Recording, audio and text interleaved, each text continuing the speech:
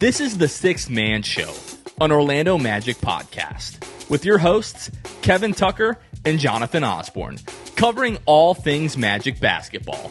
By fans, for fans. Go Magic!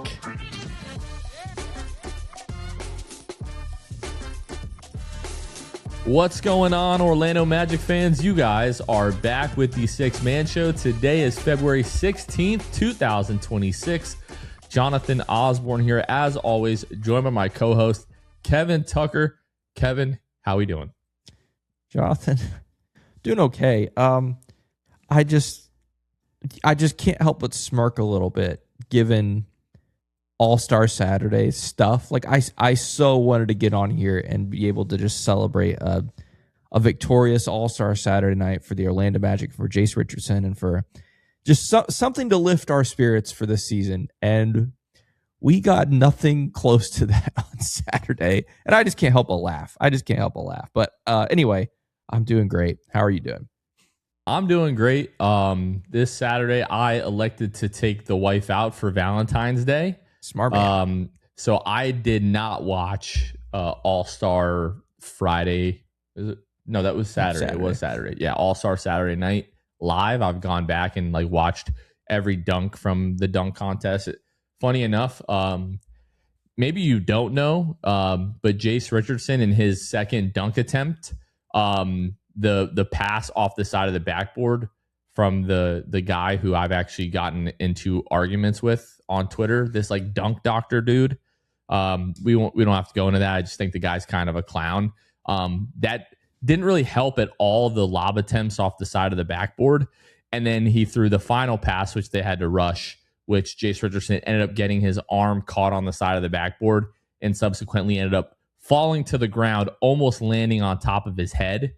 And then Jace gets up and finishes a dunk, but you can see him mouth right after that dunk, man, my back hurts. Yep. Because, yeah, you fell from 10 feet in the air, almost straight on your back and your head. But the fact that we almost couldn't get through a dunk contest without one of our rotation guys getting hurt just speaks to this season, I think, really well. It's just classic Orlando Magic.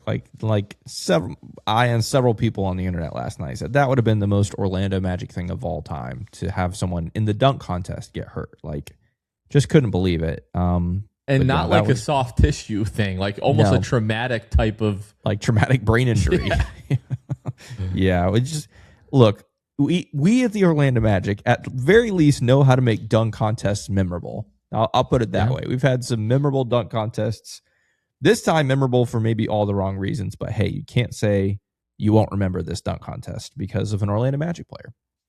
All seeing the highlights from that dunk contest made me want to do is go back and rewatch Aaron Gordon's dunk contest from 2016, which is exactly what I did last night.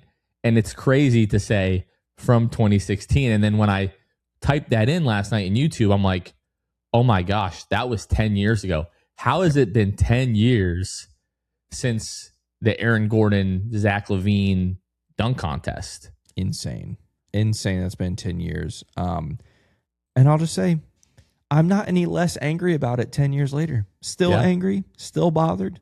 Aaron Gordon, People's Champ, should have won the whole thing. But yeah, hard to believe it's been 10 years. And that is, speaking of this dunk doctor guy, that's exactly what I got into an argument with him. But it was about the Derrick Jones Jr. dunk contest, which Aaron Gordon's performance in 2016 was far superior, but he was more egregiously robbed in, was that 2020 with Derrick Jones was Jr.? That late? Let's see. I'll look it up. It was not. Well, no, 2020. Yeah, we still would have had the dunk contest. I think it was 2020. You're right. It was positive. 2020. Good job. Yeah. Good job. Yep. It was 2020 when that was just very obviously Dwayne Wade stepping in and getting his guy, Derrick Jones Jr. from the Miami Heat. Yeah. The dunk contest win, which this is always, we're just going to go on a quick little tangent here. I guess we can, this is the 10-year anniversary of the Aaron Gordon, 2016 dunk performance. Yep. Which everybody agrees he should have won, and everybody agrees it's the greatest dunk contest performance of all time. But what they should have done is, instead of well, if that's a 50, this is a 50, and back and forth. They should have just did who has had the better dunks in this dunk contest. Just a straight up vote. Raise your hand if it's Aaron Gordon. Raise your hand if it's Zach LaVine. And everybody in their right mind would have said Aaron Gordon, and then that would have been the end of it. With Zach LaVine is doing things that like normally would be a 50, but Aaron Gordon is doing things that are so much better than anything we've ever seen in an NBA dunk contest. You just have to be like, normally these would both be 50s, but what this guy is doing is clearly better, and that should have been the end of it. Yeah, 100% agree. Which I thought was interesting to see this year. Not that the dunks were that good, but they set a lower baseline this year, which I appreciated at the very least. Although I was hoping the Magic contingent on the dunk panel this year between Dwight Howard, Corey Maggette, Dr. J, and Dominique Wilkins, 4 of the 5, all former Magic guys, or at least Magic executives in the case of Dr. J. I was hoping they'd give Jace a little Dwayne Wade-esque bump, but unfortunately that didn't happen after dunk. Dwight gave him a 48. I thought that on the first dunk. I thought that was nice to see. I was like, okay, probably 1 or 2 points too generous, but I was happy with that. Yeah, you're right. I shouldn't have lumped them all together, but generally speaking, I was hoping that collectively they would give him a little more of a boost, but yeah. Dunk 2, I can't fault anybody for, those numbers. It just did not work out for Jace, but anyway, yeah, back to 2016. Yeah, the scoring was so messed up. It's still not fixed, if you ask me, but it was definitely far worse a decade ago. Corey Maggette, by the way, who once upon a time followed me on Twitter, my personal account. Wow. And then like 2 months later unfollowed me. So whoever was running his social media account was very much just like, we're going to follow a ton of people, get them to follow you back. And then after a couple months, I'll go and unfollow them so your ratio looks a little bit better. Wow. So I know it wasn't his fault, but I haven't been thrilled with Corey Maggette ever since then. I will say, I know you didn't watch all of Saturday night. He carried his team in the Shooting Stars contest, which was really wild to see a former NBA player carry current NBA players. But the jump shot never leaves you. Yeah. It looked nice. Corey McGee. Allen Houston's jump shot also Saturday night looked elite. That was pretty cool. I'm trying to remember the other guys. I don't remember. You had a hot take about the Shooting Stars contest. Well, I mean, since we're on it, if you didn't watch it, they got rid of the skills contest because of the mockery that the Spurs made of it last year. And they had like this kind of Shooting Stars challenge or whatever you call it, where it was like 2 current NBA players and a former NBA player and a quote unquote celebrity passer. And so each of these teams had some kind of celebrity. Drewski was one. Anthony Anderson was one. There was 1 or 2 others. I can't remember. The Knicks team had freaking Rick Brunson, who's a former player, current coach, and the dad of one of the guys who was competing. And so every pass from Rick Brunson is on the money. And then you got Drewski throwing one-handed quarterback passes to the 7th row that are uncatchable. It was an unfair advantage. They ended up winning, the Knicks, obviously, and I don't think it genuinely was because of Rick Brunson. It was because they had Allen Houston, among others. Karl Anthony Towns, Jalen Brunson, they were great. So, but just from the beginning, I was like, man, they're playing with a little bit of an advantage from the get-go, at least to me. Yeah. The dunk contest, which I feel so terrible. This is really disrespectful, and I apologize that I don't remember the name of the gentleman that ended up winning it, the contingent for the Miami Heat, because again, every year we just have guys in the dunk contest now that you've just never heard of that don't actually play. What's the gentleman's name? I don't remember. Oh no, you watched the entire thing. Now we're sitting here, we're Googling this. It was Kashad Johnson. Yeah. Apologies. Yeah. I really didn't mean to be disrespectful. That was bad of me. I did. I remember. He does play for the Heat, but Exactly. Look, some people were hating on the dancing and stuff. Look, it's the dunk contest. You're there to put on a show. You're there to have fun. I'm not going to kill the dude over that. We can, maybe kill him for playing for the Heat, but Kashad Johnson, I was disappointed, going back and watching it, because I thought Carter Bryant put on kind of the same situation, not to the extent of the Aaron Gordon stuff, but I thought Carter Bryant had the best dunks of the contest. He just wasn't able to convert that final one, and he probably would have won it. But like Jackson Hayes, like just running and doing like a one-handed dunk from the dashed line. Like, what are we doing? Horrible Like, dunk contest. Why are you signing up to do this if that's going to be what you pull out? Like, try to be a little bit more creative. If I take my Orlando Magic hat and glasses off and cast aside my affiliation and appreciation for Jace Richardson, if I'm a neutral just watching this, I am disgusted. It's a horrible dunk contest. Terrible. And it starts with, I mean, we talked about it on the last episode or maybe 2 episodes ago, like the names. Like, again, if I take away my affiliation with Jace Richardson, I probably don't, if I'm a casual NBA fan, I don't know any of these guys. And so, number one, why am I going to tune into that? Number two, it was terrible. Like, at least with a guy like Mac McClung, you know, a couple years ago, he's a name relatively nobody knows. Comes in and puts on a show and you go, okay, I don't know the guy, but he at least got creative and did some wild things, and that was pretty fun. But then this year, man, didn't know anybody, and it wasn't that good. I mean, there were 1 or 2 dunks that were good.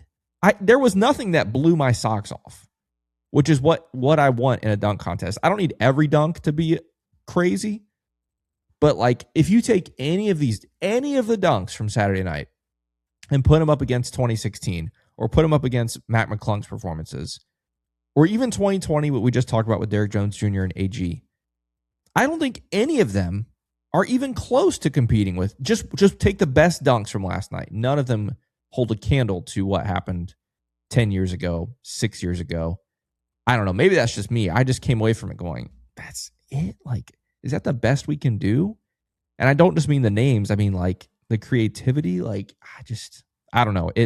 I did not enjoy it personally. And maybe it's just because I had a bad taste in my mouth with the Jace Richardson stuff, but I personally really, really did not enjoy it. Yeah.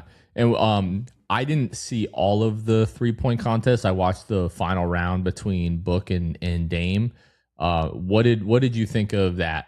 That was better than dunk contest, which is sad because it's the guys doing the same thing over and over and over again. But it was much more entertaining. I mean, in the first round, you got eight contestants, and I want to say 5 of them at least had good first rounds, which made it interesting. Like Con Knipple starting it off like cold, rookie just coming in, firing I think a 27 right out of the gate, which was crazy. And then Dame going last added an extra bit of drama and suspense, and he ended up, I think, kicking out Norm Powell or Donovan Mitchell. I can't remember which one on the last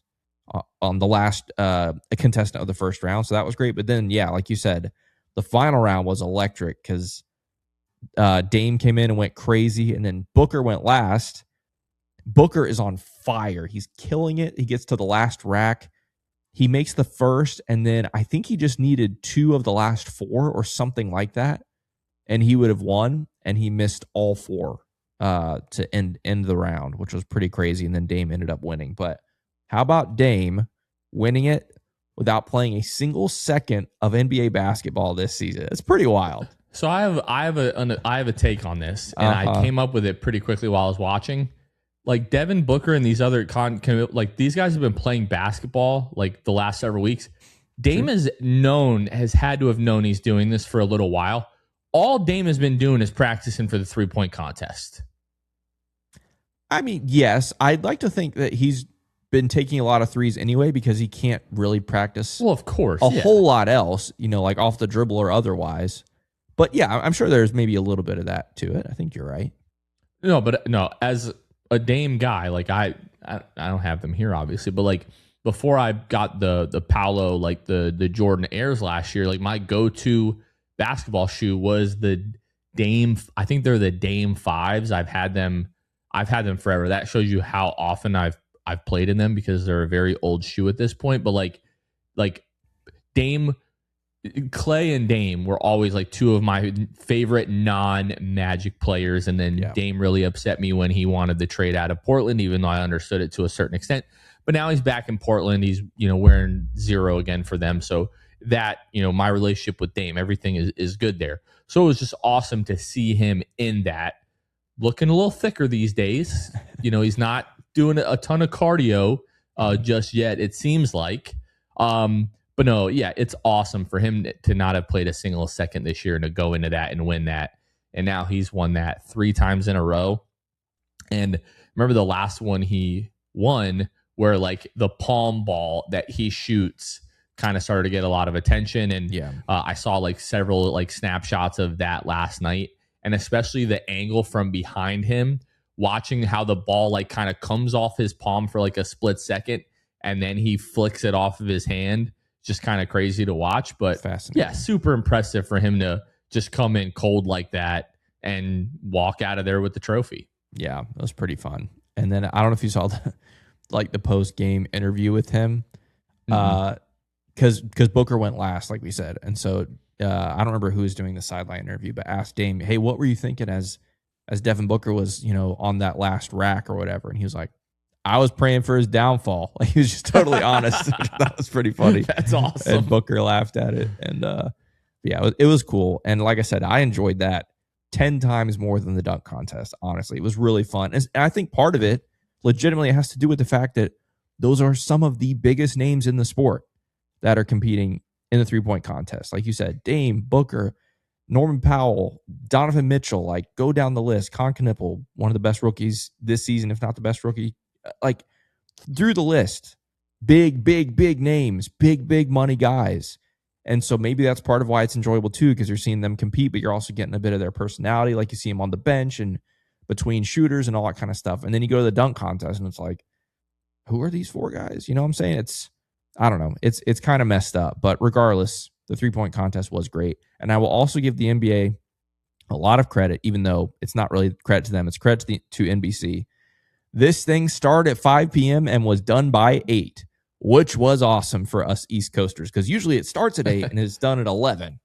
And I hated staying up till 11 to watch terrible dunk contests. It just made it that much more painful. But NBC did it this year because of the Olympics coverage and, their primetime coverage at 8 p.m. So they wanted to get it done by then. I really hope the numbers are up, because maybe NBC will just do that from now on without Olympics years, because obviously this is the first year NBC's had it in a very long time. Which is really crazy with the All-Star weekend being in LA. So that was a 2:00 start time there. Exactly. Yeah. Which is wild. And I think next year, oh no, that's the Super Bowl. I'm getting confused. Maybe it is next year. No, next year's the Super. I was thinking it's in California again next year, but it's the Super Bowl, because the Super Bowl is in Santa Clara, and then it's in I think it's at SoFi Stadium next year. Next year, All-Star weekend's in Phoenix. Okay, there you go. So still West Coast though, Pacific time. Yeah. But anyway, I hope they keep it. I'm guessing they won't. It doesn't make a lot of sense for them to do it financially. You get more eyes at nighttime, prime time. But we'll see. I enjoyed it as an East Coaster. Being done by 8, especially with as bad as it was, that was a big W. I think the biggest thing really is the names that are in it. Like you're getting, some of the biggest names in the league. You're getting like all-stars actually participate in the, 3-point contest. We've never, I don't want to say never, because we have seen like, John Wall and Paul George and guys like that in the dunk contest before.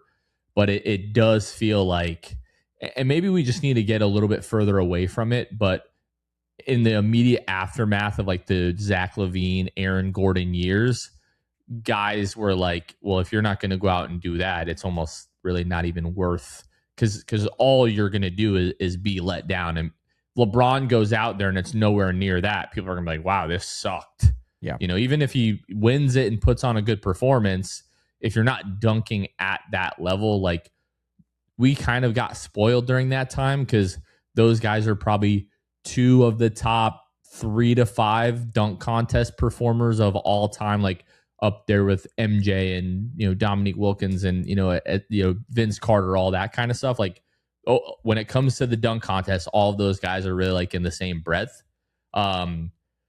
So yeah, it's just kind of one of those things that unless we get those kind of guys, like, and the 3-point contest is like something that, you can almost have like 8 different guys in it each year, and it's always going to be kind of exciting. Yeah. Where with like the dunk contest, it's like, it's so much harder to put on a good dunk contest performance because that's not what these guys do, right? Like they're not out there throwing lobs off the backboard between the legs in games. That's true. But every guy is shooting, 7, 8, 9 threes a game. Yeah. So it's something that's just so much more repetitive. And it's like, oh, I can just go out and do this because all I'm doing is taking jump shots, where like the dunk contest takes so much more work, so much more preparation. It's a lot harder to execute. Just kind of the nature of it, that unless you have guys in it that are really invested and are really good, we're just at the point where like the shooters are so good every single year, you're going to have somebody that's going to rip off a 26, 27, 28 point round. This episode is brought to you by Brynjar Halderson, Daniel Anderson, Barry Jamel Miller, Mama Richmond, and West Virginia Magic Fanatics, some of our Hall of Fame and elite tier patrons. These folks help financially support the show and allow everything that we do to be possible. So if you like the content that we bring here, go to patreon.com/the Six Man Show. Pick the tier that works best for you. Whenever we have a brand new patron, we give them their own very special shout out, and we give a shout out to some of our Hall of Fame and elite tier patrons each and every episode. So again, if you're interested, patreon.com/the Six Man Show. Big shout out to our patrons. We love our patrons, and we also love this weekly segment. It's time for Jam Hot Chicken Jam of the Week. And this week we go back to the Magic's win on Monday against the Milwaukee Bucks, as we have a beautiful out-of-bounds lob from Jalen Suggs there in the third quarter. As the Magic were on a run, he finds Anthony Black, who cuts to the basket, and AB throws it down, and Jalen hits him with the little binoculars. I see you. I found you. And AB did indeed throw it down. Very nice play, but a very important play. Again, as the Magic were really trying to pull away from the Bucks there in that third quarter, and they did so successfully.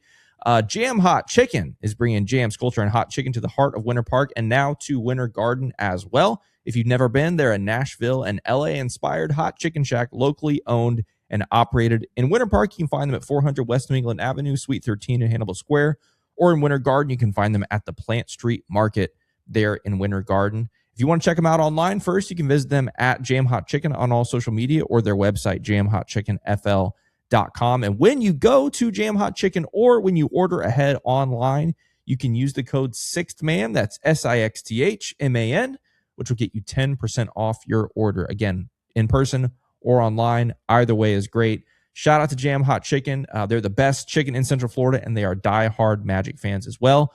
When you visit them, just let them know that the Six Man Show sent you. And this episode is brought to you by the Posit Group. They are your home team on and off the court, your Orlando real estate resource of choice. Not only are they the real estate sponsor of the Six Man Show, they're also the real estate sponsor this year of the Orlando Magic. They're the most followed real estate brand in Central Florida. They have helped over 2,500 plus families buy and sell here in Orlando. Nobody knows the Orlando State real estate market, or the Orlando real estate market, better than the folks over at the Posit Group. They're also the 2025 ORPYS Real Estate Team of the Year. They're impacting lives through real estate, and the Posit Group agents outsell the competition by 5 times, and they're in the top 1% of sales in the United States. Ken and his team are here to help you with your real estate needs. Whether you are buying a house or you're selling your existing house, they are the group to help you with the job. So if you're looking for help with your real estate needs, head on over to Pozek.com. That's POZEK.com. A big thanks to Ken and his team. And now let's get back to our episode. Yeah, I just was reminded one more thing about Jace Richardson's dunk contest. Something that really surprised me. Obviously, he only got 2 dunks because he was just in the first round, but there was no direct nod to his dad, Jason Richardson. Now, indirectly, yes, the 2 dunks he tried, his dad had done in similar terms, at least, in his dunk contest, but I fully expected, we talked about it, either Jason Richardson to come out and help him with a dunk, or Jace to throw on his dad's old school Warriors jersey or something, right? I fully expected that, and it made me wonder, was he saving his best stuff for the second round? Did he think what he had was enough to get him there? Was he saving it? Or was that his best stuff? And then what were we going to see in the second round? I really don't know. But I was very, very surprised not to see a direct, like, Jason Richardson reference. Again, indirectly he did, which was cool. The dunks that Jace did or he attempted were ones that his dad had done. But yeah, I was surprised not to see the reference of any other kind, either him coming out or a jersey coming on or something like that. That just kind of surprised me. Well, I think especially like, the second dunk, like off the side of the back where like had he made that, those are 2 dunks, especially for like a smaller guy that probably are good enough to get you to the second round. And then it does seem like people always like they'll have like one aggressive dunk in the first round to try to move them on, and then another one that's a little bit safer, and then they'll hold something for the following rounds. But yeah, I mean, also like I kind of like it when a guy is like, yeah, I have my dad's name, but like I'm trying to make my own name, and when they don't lean on that kind of stuff, I actually appreciate that too. Sure. But so tonight is the All-Star game, or All-Star games, with the Team Worlds or Team World and the Team USA and etc. I am gonna turn it on just so that if what I think is gonna happen happens, I can come on here and bash it the way that it deserves. And I feel like if we're gonna do that, and I'm not hoping to do that, I would love nothing more than for this format to save the All-Star game. I just have really strong doubts about that. But I'm going to watch it and give it a fair chance. But again, like the last, several years, this just feels like every year we're recycling a gimmick to try to get people excited to, oh, maybe this year will be different. And then you turn it on and it's not any different. So maybe this will be the difference. We'll see. Are you going to turn it on? I was literally thinking the exact same thing. I'm going to turn on at least some of it. I'm trying to look at the full schedule. I'm probably not going to watch the whole thing. Yeah, it goes from 5 p.m.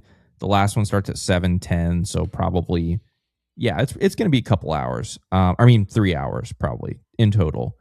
So yeah, I'll watch a little bit of it.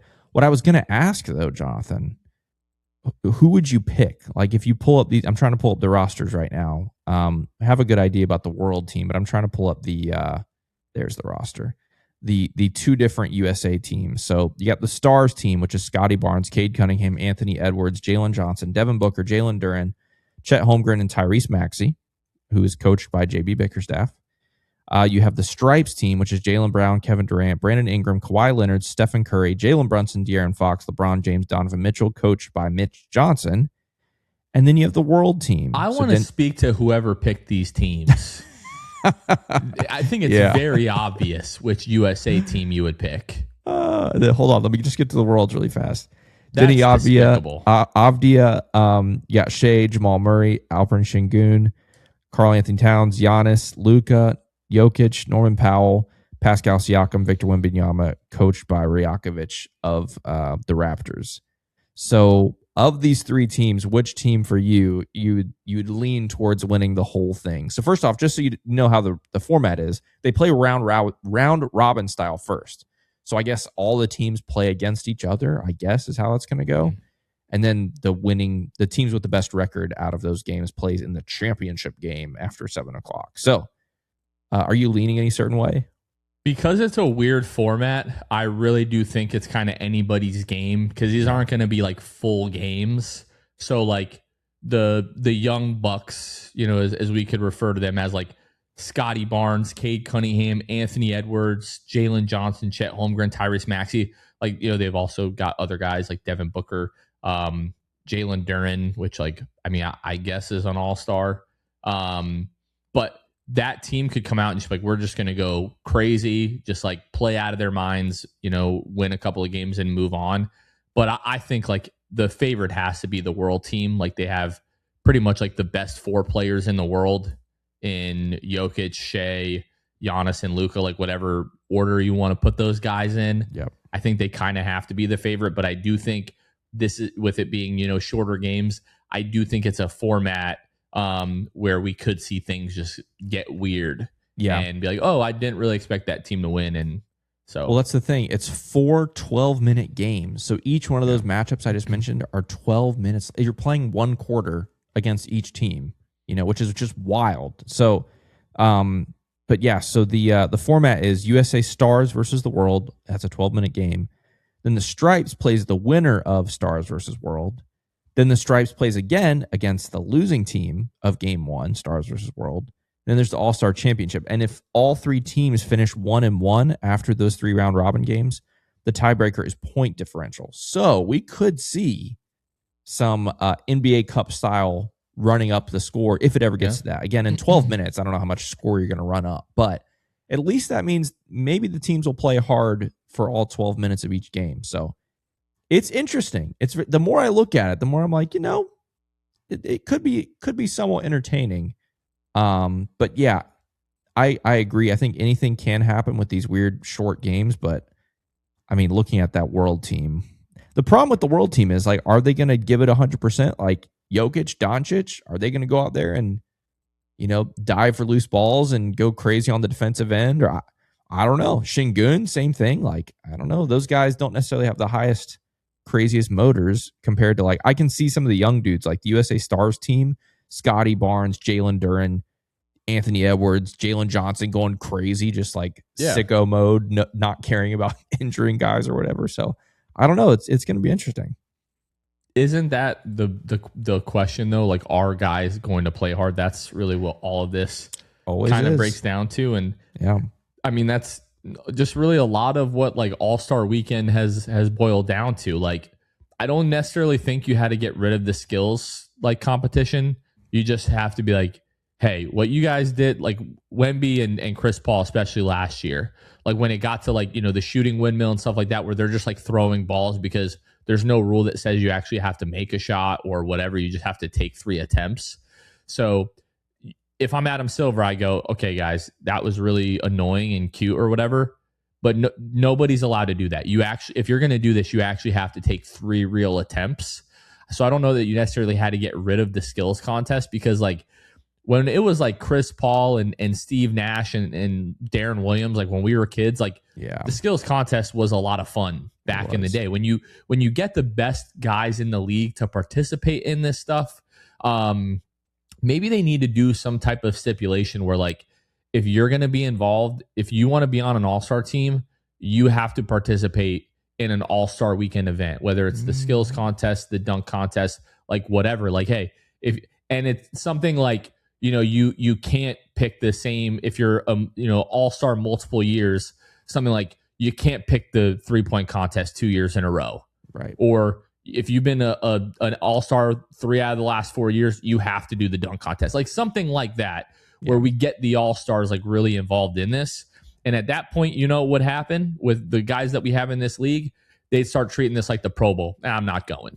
Yeah. Guys would just stop doing All-Star Weekend is what would happen. It seems like, unfortunately. And it just kind of sucks. You and I have this conversation every single year, it feels like, that the only way to truly fix the All-Star game is for guys to play hard.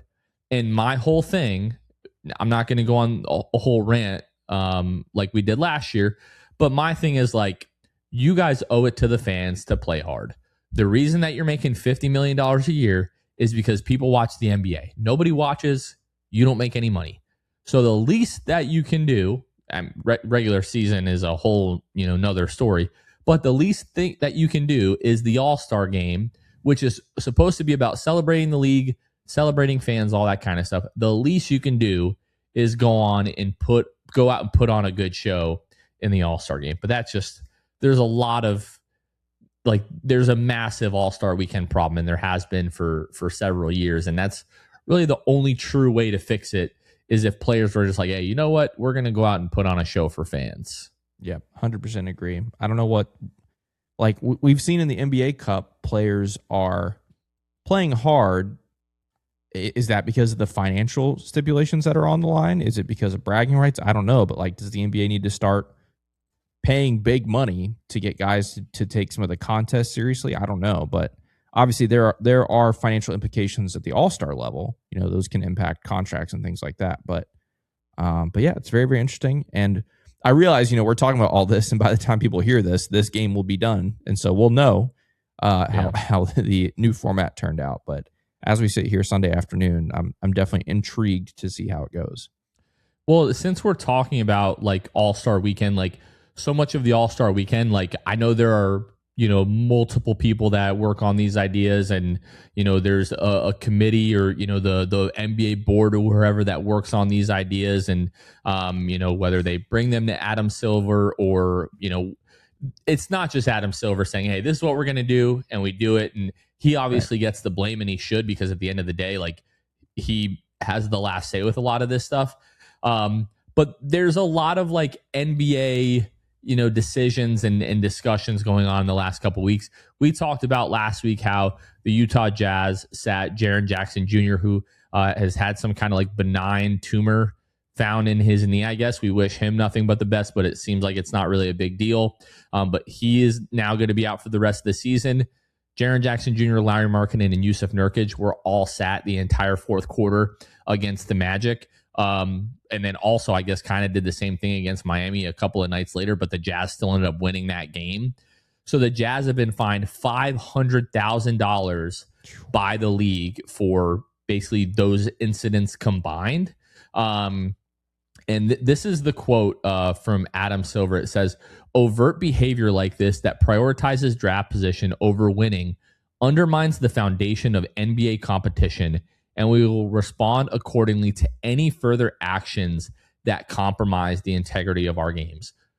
I found that quote really interesting, because this is all happening at the same time where there has been another kind of wave of discussion around the league expanding and potentially adding 2 teams. The favorites right now are Las Vegas and Seattle.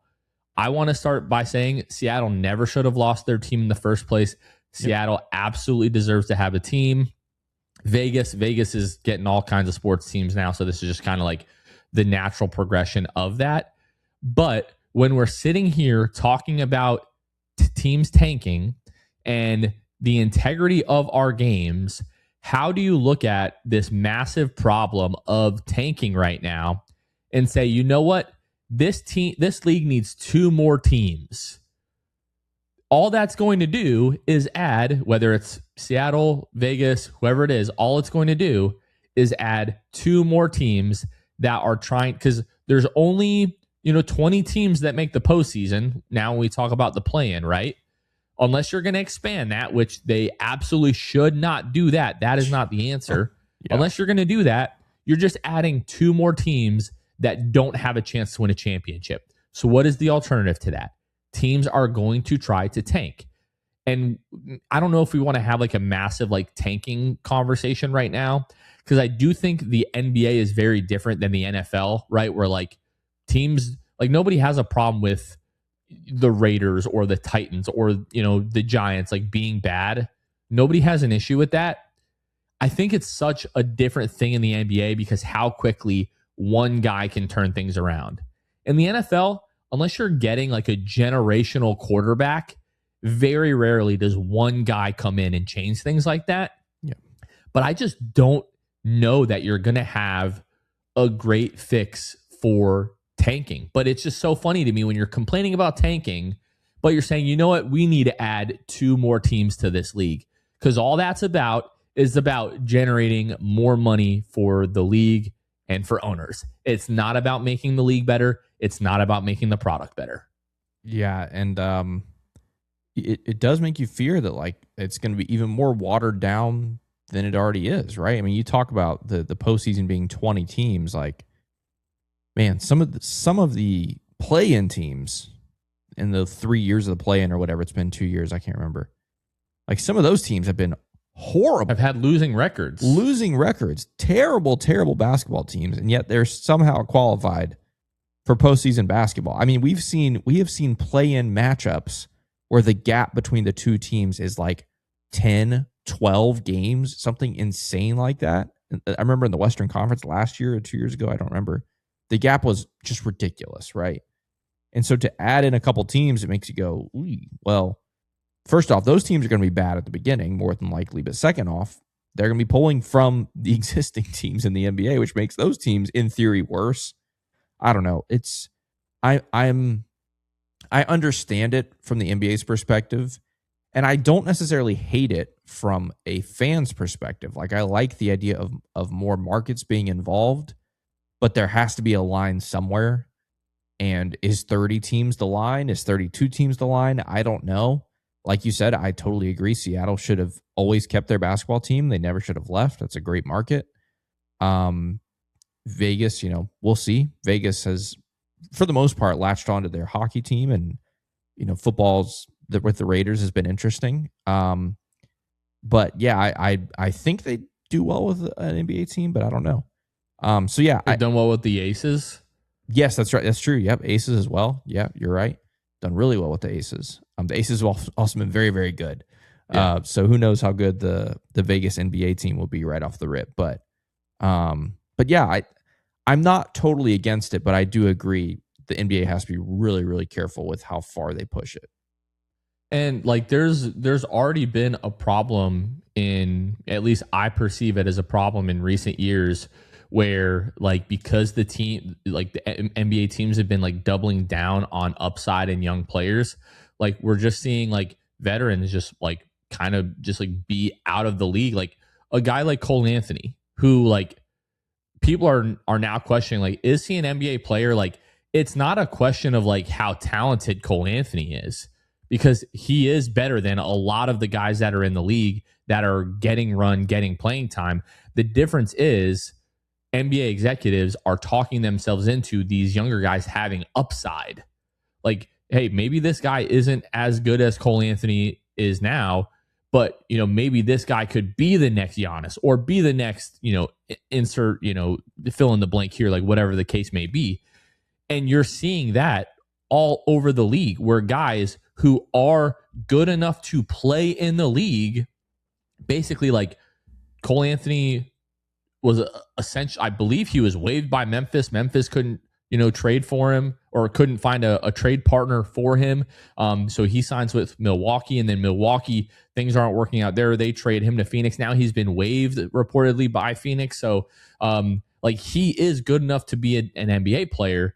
It's just teams are like, we know what Cole Anthony is at this point. They're willing to risk, upside on somebody else. And it's like, if we keep doing that and treating veterans this way, like some teams are not, like we've always joked, back in the day, like, could Kentucky beat the Charlotte Bobcats or whatever? We keep going down this road, and you keep betting on guys with upside instead of keeping like proven veterans in the league. I'm not trying to get on like the soapbox for Cole Anthony, but like this has become a pattern in recent years where like vets are being phased out of the league.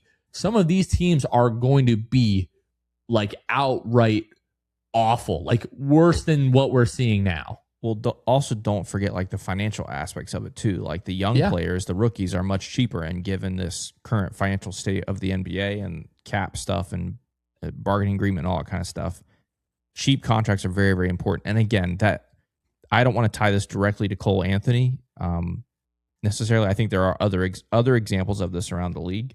That's just the most recent one. That's not even close to like the best example. Right. Yeah. But yeah, I think that's definitely something to keep an eye on. The timetable is something we have not heard a word about. Like I mean, if we're talking expansion, this is still years down the road. They haven't even approved it yet. If they approve it today, we're still years away from something like this happening. So there's no rush necessarily, but the conversations are continuing. They're growing. And so it sounds like it's probably going to happen, at some point in the near future. So we had a few other like reports come out as, the league with All-Star Weekend, like the entire league is together.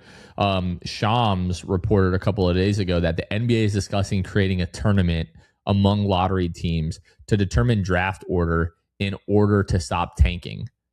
This is another one of those things where I'm like, how did this make it to the press? Because in my mind, all this does is if you're a team, if you're the 6, 7, 8 seed, whatever, and you're looking around and you're like, man, we're not going to compete with the Oklahoma City Thunder. Every team that is within reach of the lottery come this time of year, maybe even earlier, that doesn't have a chance, they're going to say, we're just going to tank to get in that tournament to then win the tournament. So the teams that are truly bad will never get a number 1 overall pick, for the rest of eternity. And basically what has happened since these draft odds have been shifted, the worst team in the league has not won the number one pick even one time.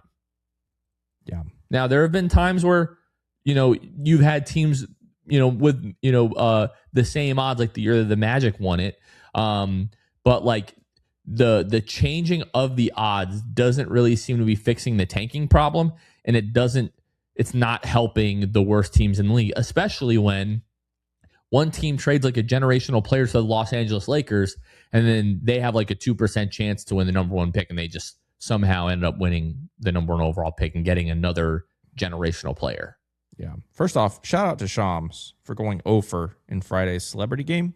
Yeah. Which, by the way, my goat, Woj, would have never even played in the celebrity game because he wouldn't have viewed himself as a celebrity. So Shams, True. I don't know. That just bothered me a lot that the top NBA reporter now considers himself a celebrity enough to play in All-Star Weekend. So that feels a little conflicting. And Jared McCain, for some reason, participated in the celebrity 3-point contest. It's so weird. Anyway, yeah, I threw myself off with the Shams thing. But yeah, the tanking stuff, like, here's the problem for me. I can sit here and poke holes in all the ways the league has tried to fix tanking. I can poke holes in all the ways they're reportedly trying to potentially fix tanking. I personally don't have a solution. Like, I can sit here and say there's problems, and there are problems with all these different ideas. I have not come up with a solution myself to fully fix it. Like, nothing is there's no perfect fix to it, to me. And if any of you have ideas to fix tanking, let us know. And I'll forward it to our friend Adam at the league office. But yeah, I have no solution, which is part of what makes this so difficult. Like, yeah, it's a big mystery of how to fix this, and it's a problem the league has faced for a really, really long time. And right now, there just seems to be no end in sight. Well, there was another thing that came out. This is from The Athletic. To me, this might be the most egregious thing considered. It says Adam Silver and his advisors would seriously consider abolishing the rookie draft and turning rookies into free agents if it is the only way to stop tanking. Way to ensure that a small market team never gets one of the best young players coming out of college, like, ever again. That's exactly what we need. Every young player going to one of the California teams or to the Knicks or one of the Texas teams. Like,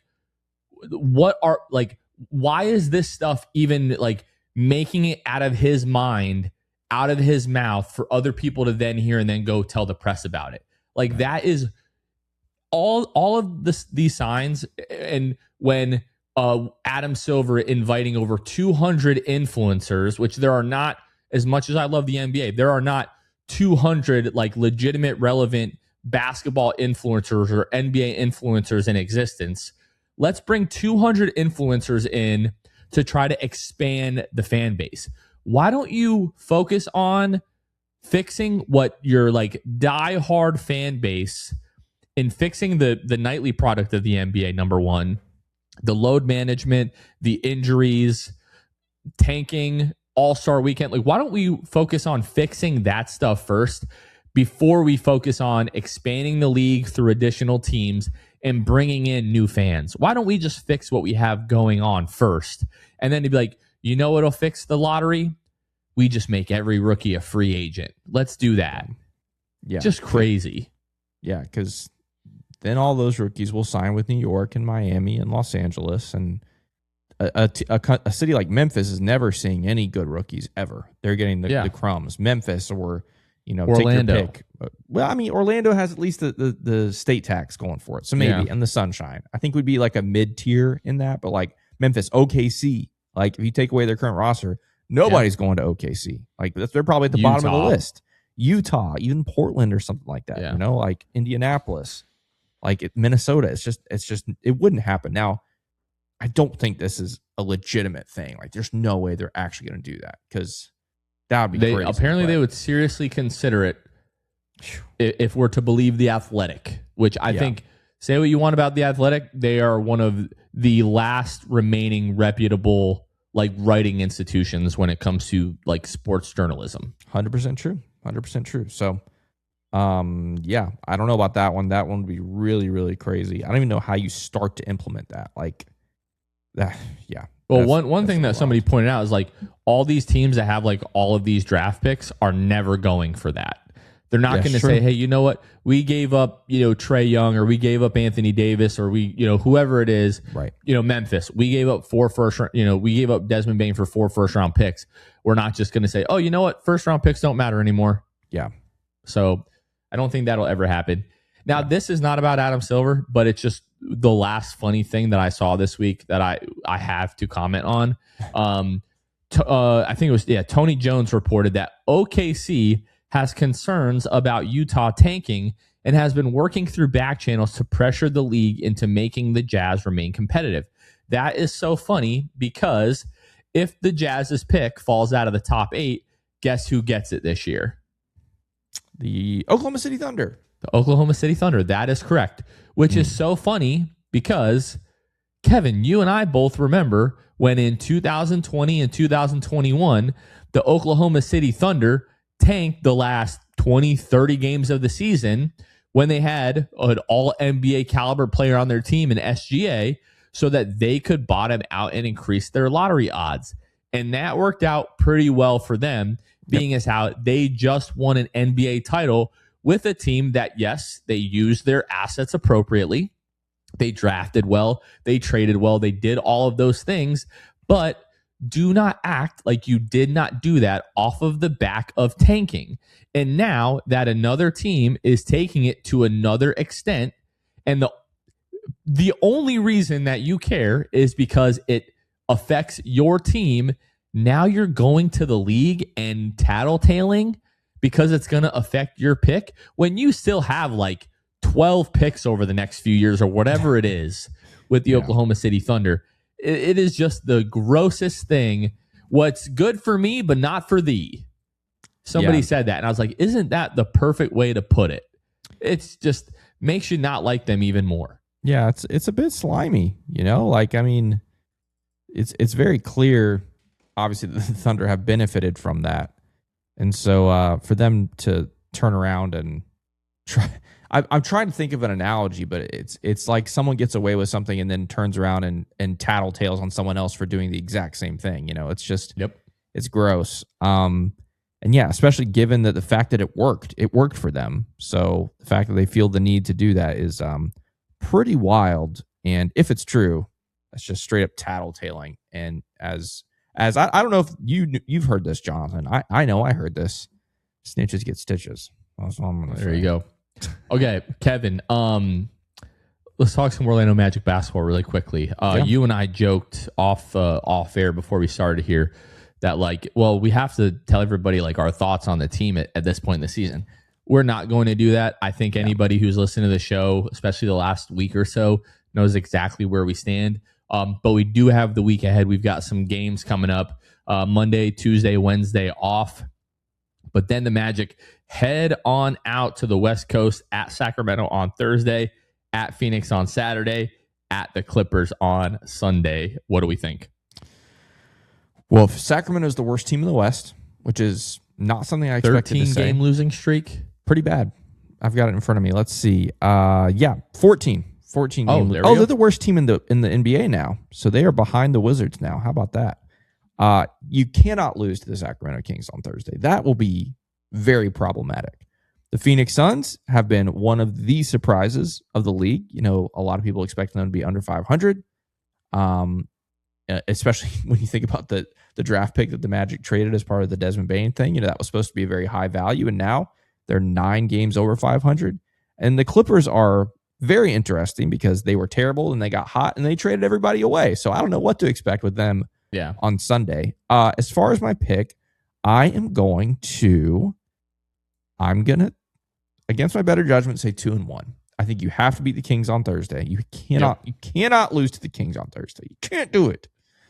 And I'm going to say that you beat the Clippers and you lose to the Suns because I don't trust this team to go 3-0 out west just yet. So I'm going to say 2-1. You beat the Kings, you beat the Clippers, you lose to the Suns. Yeah, I'm right there with you. Beat the Kings, drop one to the Suns, beat the Clippers, and then the Magic will hang out in LA on Monday and play the Lakers on Tuesday. But we'll talk about that on the week ahead. But yeah, I'm right there with you.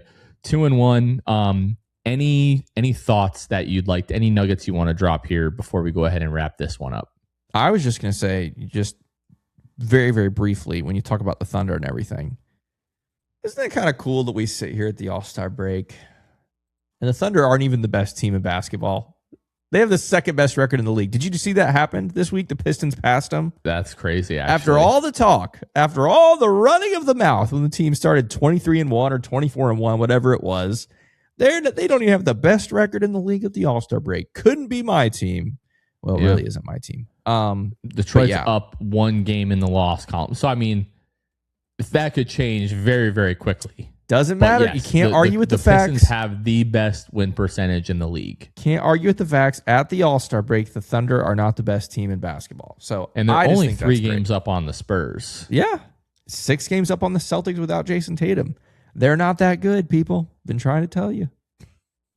They are good, but they're not. They're definitely not as good as everybody tried to make them out to be. Like, that's right. Kevin and I, we have, friends like all around, like NBA media, like people that cover different teams. And like the conversation was like, oh, well, everybody's just playing for second. And Kevin and I are like, I get how good of a start they had, but I don't understand that attitude of like, oh, well, right. They're so good. We're all just playing for. It's like, nah, bro. Like, go out and beat them. Like, they are beatable. Let's elongate this episode one more time. In a 7-game series, I'm going to go through a list of teams, and you tell me who you'd pick between them and Oklahoma City. Okay, I'm going to start from the top. Detroit, head to head. OKC, fair. I'm still picking OKC against basically everybody, but not everybody, right? Hold on, Spurs, not the Magic. Spurs. I'm picking the Spurs because they've just the matchup. They've owned them this year. Celtics with Jason Tatum, who'll be back by then. Do we really think Jason Tatum's coming back? I think Jason Tatum's coming back in a month or a month and a half. With Jason Tatum, I would take the Celtics. Mm-hmm. What about the Denver Nuggets this year? Without Aaron Gordon, I'm taking OKC. Well, let's say Aaron Gordon's back by the playoffs. I'm probably still taking OKC. Fine. The Knicks? I'm taking OKC. The Rockets? I'm taking OKC. Really? Okay. Yes. I am not like Şengün. I have been a big Şengün guy.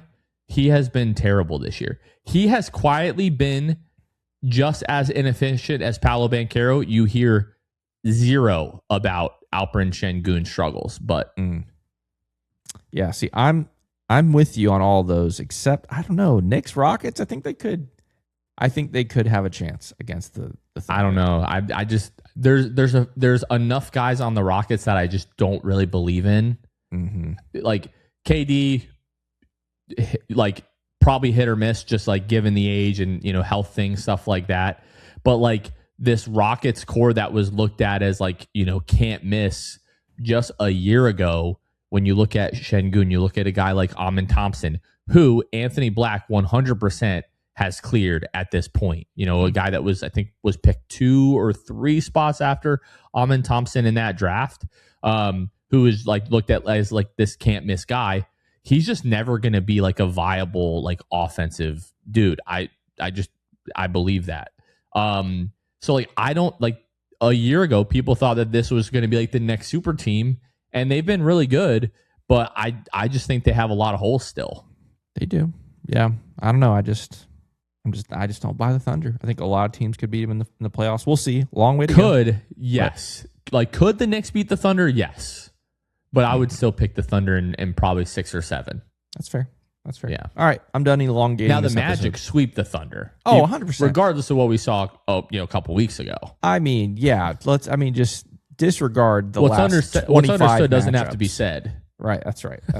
The last 25. Yeah. It's like the last 5, but yeah. Maybe. Well, the last 5 have been like feel like they've gotten out of hand. Very, very bad. And guess what happens in March? We play them again. But remember, it's on the second night of a back-to-back. You play in Atlanta the night before, and you have to come home and play the Thunder the second night. It's going to be great. Gross. All right. I'm done elongating this episode. That's okay. Let's go Magic. Please don't lose to the Kings. Yeah, let's do it. Okay. No episode Thursday. Magic don't play until Thursday. We're not really going to have anything else to talk about, so no episode Thursday. Tickets to our group night, Court of Dreams, there are still some tickets left. So if you're part of the first 60 to purchase tickets to that, you'll get access to the Court of Dreams event where we get to play on the Magic's floor. So if you're interested in that, go to gofivo.com/event/6man22. Link will be in the YouTube description and the podcast show notes as well. That is going to do it for this one. This has been Jonathan Osborne and Kevin Tucker. Did that backwards. That was weird. This has been the 6-Man Show. We will catch you guys next time. See ya. Thanks for listening to the 6th Man Show. Be sure to subscribe on iTunes and Spotify to get new episodes downloaded directly to your phone. If you enjoyed the show, please take a minute to give us a 5-star rating and a review. It helps out the show a lot. Follow us on Twitter, Instagram, and Facebook at 6th Man Show. We'll catch you guys next time. Go Magic!